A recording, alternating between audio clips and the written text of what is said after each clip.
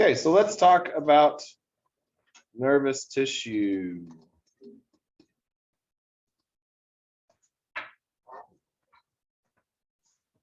Probably won't get all the way through this today. We only got about 20 minutes, but we can knock a few slides out of the way. Pick up with this again next week.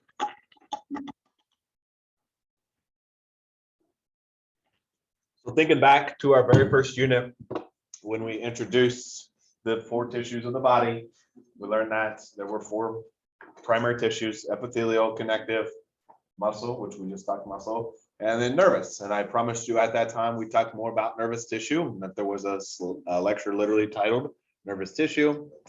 Well, here we are at that point. Okay.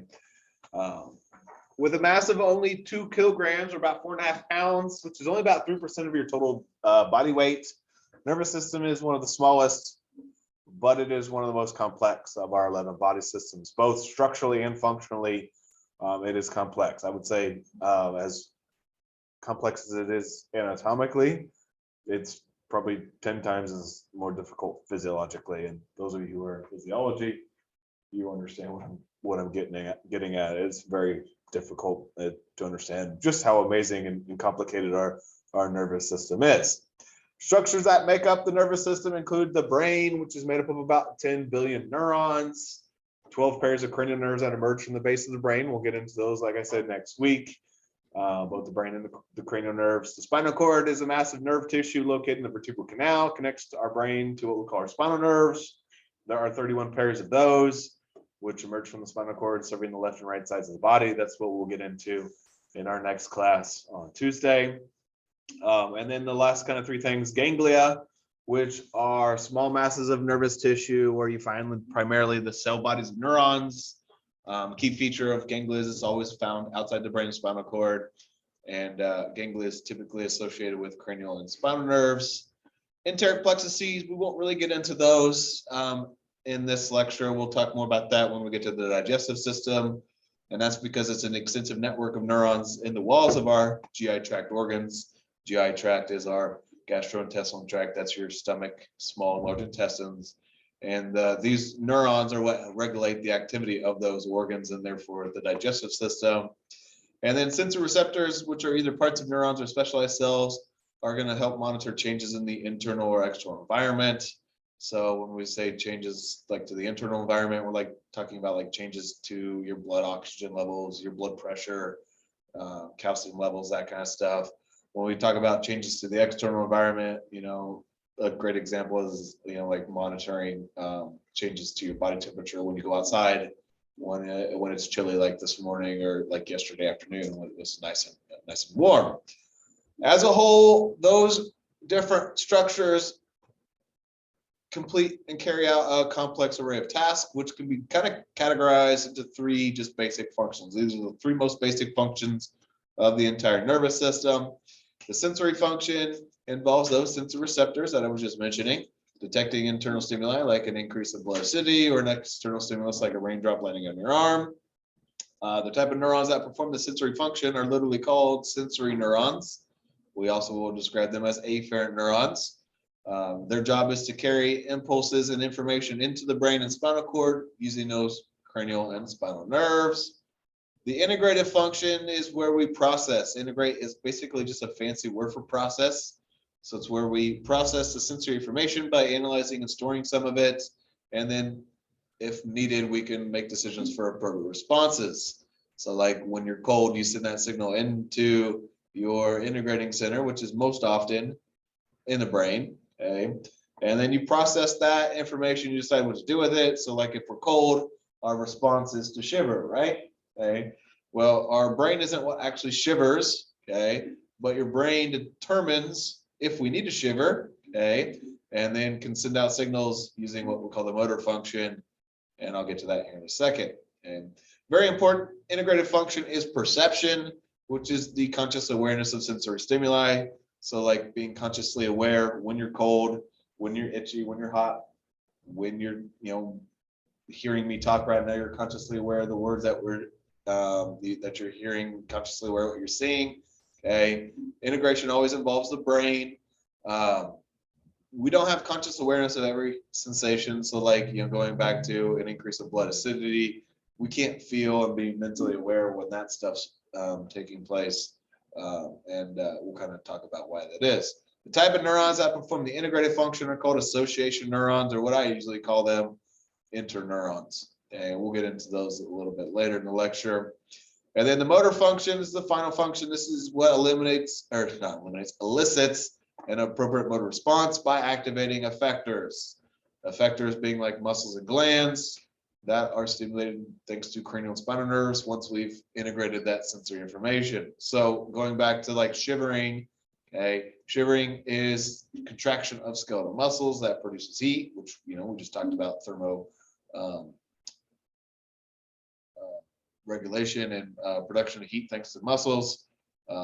In order for our muscles to contract, we send signals out from our brain, out from our spinal cord to those muscles, and that's the motor function, sending the signals out using what we call motor neurons, motor for motor, or efferent neurons. And they cause muscles to contract, or I could really even say muscles to relax, because sometimes we want the muscles not to contract, and then glands to secrete or to not secrete. And sometimes we want that signal to stop secreting the whatever it is from a gland.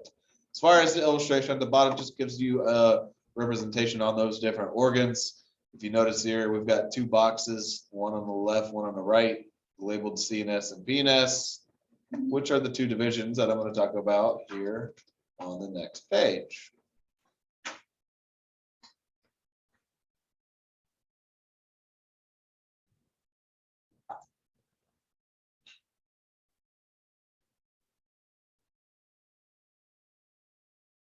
As far as that picture there on that previous page, don't worry about it for the exam.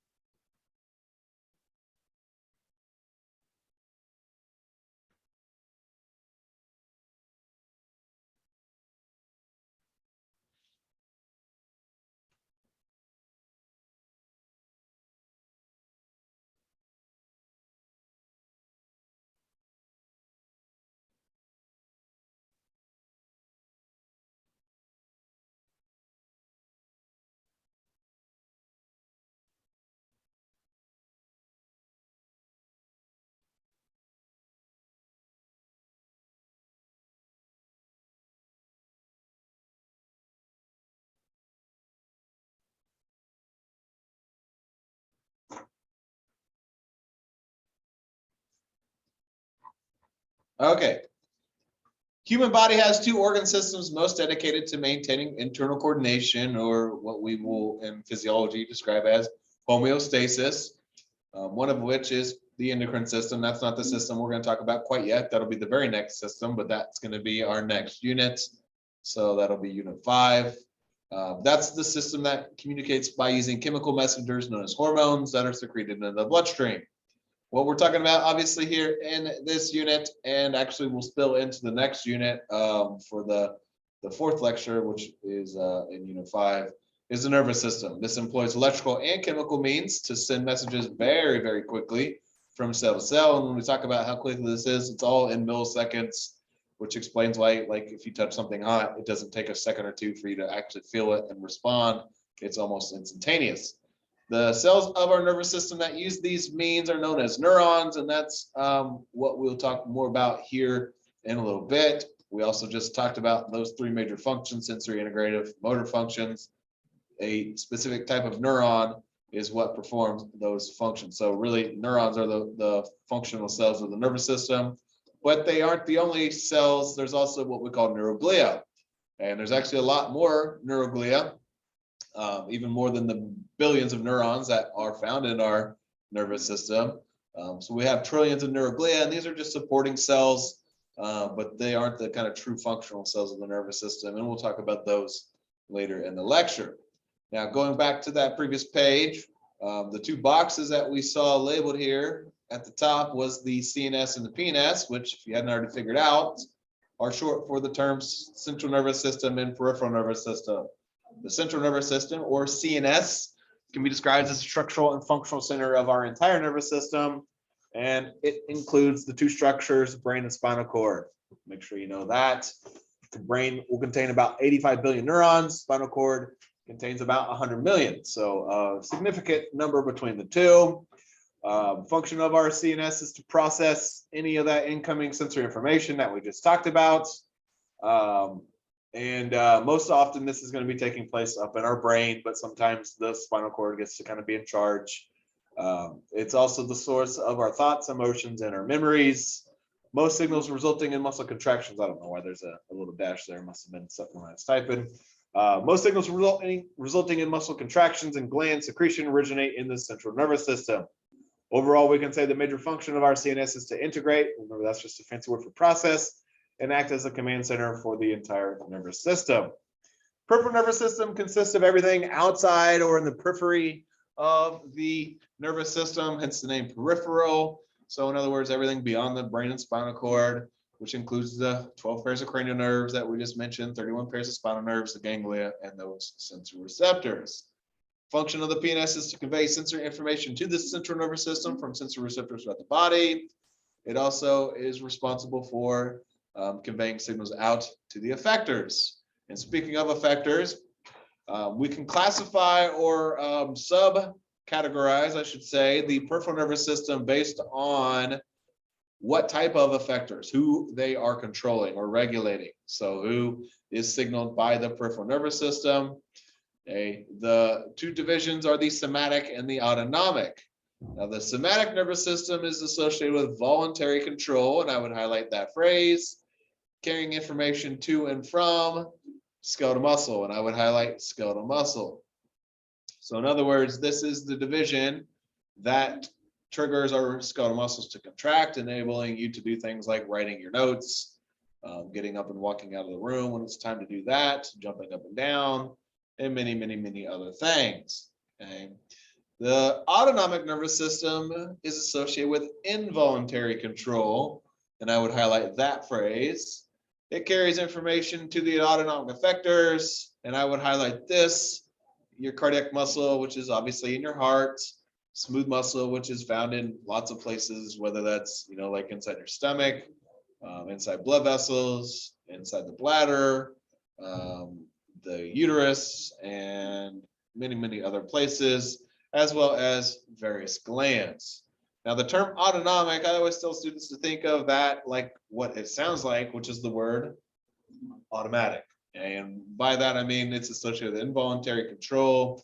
So control that's just basically done for you, thanks to this division, to regulate things like your heart muscle, your smooth muscle, and your glands, so that we don't have to use our conscious mental power to do that. Think about how awful it would be if we'd have to, think with our brain and tell our heart to beat, or to tell our muscles in the blood vessels to contract when we need to divert blood flow, or to tell our sweat glands to release sweat when we're hot. Those things are just automatically done for us. That's why we describe it as involuntary control. Now, the autonomic nervous system can be then further subdivided. Okay, the three divisions of the autonomic nervous system include the sympathetic and the parasympathetic, which we talk a little bit more about, especially in physiology. And then the enteric, once again, I mentioned that word enteric, like the enteric plexuses. Those are associated with controlling the gastrointestinal tract. So in other words, controlling the stomach and the small and large intestines. Okay, that's all involuntarily controlled stuff. Okay, and we'll get into that more when we get to the digestive system and talk about like the stomach and the intestines. But this network consists of over 100 million neurons, just confined specifically to the wall of the digestive system. They're going to help regulate the activity of the smooth muscle and the glands of the digestive canal. Although the enteric plexuses can function independently, they do communicate with and are regulated by these other two divisions. Okay, let's talk about these other two divisions. Essentially, you can think of the relationship between these two divisions as like a teeter-totter. In other words, if one is elevated, the other one is depressed. Okay, they produce contrasting effects. In other words, the sympathetic nervous system does something and the parasympathetic basically does the opposite of that. Okay, the sympathetic can be described as what we call the fight or flight division. It produces what we call the fight or flight response, which means that it's going to help us be physically active, whether that's just going for a nice jog or as drastic and life altering as coming across a bear while out for a hike. Okay, something that we don't really experience here in Kansas, but you may experience other places around the world. So examples of things that happen when the sympathetic nervous system is active, we have increases in heart rates. You will increase the release of sugar from your liver into the blood. Will increase the flow of blood to our skeletal muscles and our heart muscle. We'll actually dilate our pupils so we can see a little better. We'll dilate our bronchial tree so we can breathe more air in and out, among many, many, many other things. Okay. I look around the room and I really don't see anybody exhibiting sympathetic processes. You guys aren't breathing rapidly and your heart's not going 100 miles an hour. You're demonstrating what we call the parasympathetic response, and that's going to be producing what we call the rest and digest response, as in your body is in a resting condition where you're acting to digest the food that maybe you had for breakfast. So at this point, you're like secreting saliva, digestive enzymes in the stomach. Your heart rate's at a resting rate, maybe 70, 80 beats a minute, maybe a little bit lower.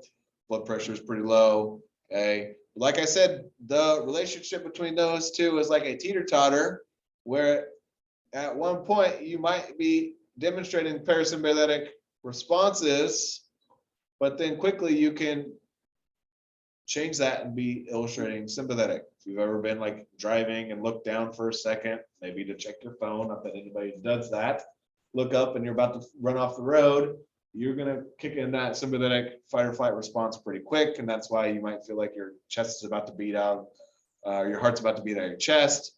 You might start sweating. You might start breathing more rapidly. You've kind of flipped to now less of a rest and digest to more of a fight or flight response. Okay.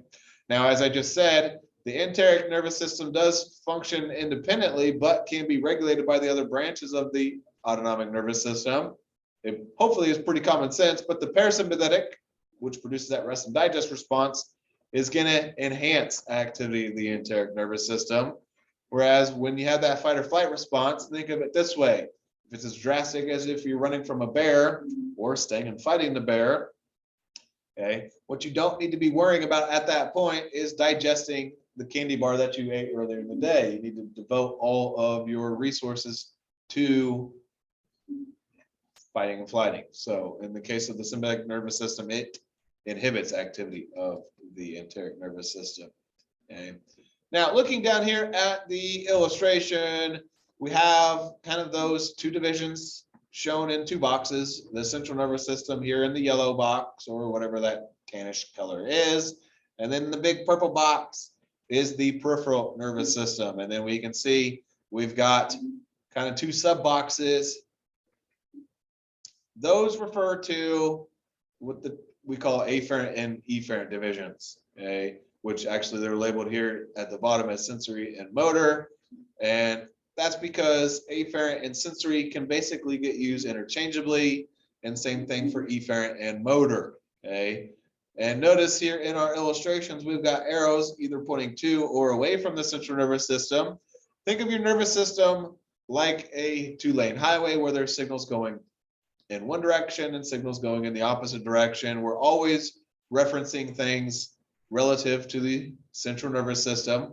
So if the arrow that we see here is pointing towards the central nervous system, we're describing the afferent division, all the incoming information, often classified as the sensory pathways. Okay. So in other words, this is associated with our sensations, whether those are the 5 special senses like smell, taste, and vision, hearing, balance, or somatic senses, which would be just like general senses of like itch, tickle, hot, cold, pain, pressure. Those signals are all going toward and into the central nervous system. Okay. What we were just talking about was the motor or efferent division, where the signals were going out to things for skeletal muscle contraction, which involves that somatic nervous system. Or in the case of the autonomic nervous system, there's the 3 divisions controlling things involuntarily, like our smooth muscle, cardiac muscle, and glands. which if you're looking enteric, it's specific to the digestive system, whereas sympathetic, parasympathetic is not specific to that digestive system. Okay, as far as this image, it's not something I'm going to ask you to know. It's kind of nice and helpful to kind of visualize things. So just make sure you know the information up here at the top of the page. Now, this seems like a pretty good spot to stop, so I'm going to do that since we're especially running out of time. And then we'll pick up and talk just strictly about neurons first thing on Tuesday when I see you again.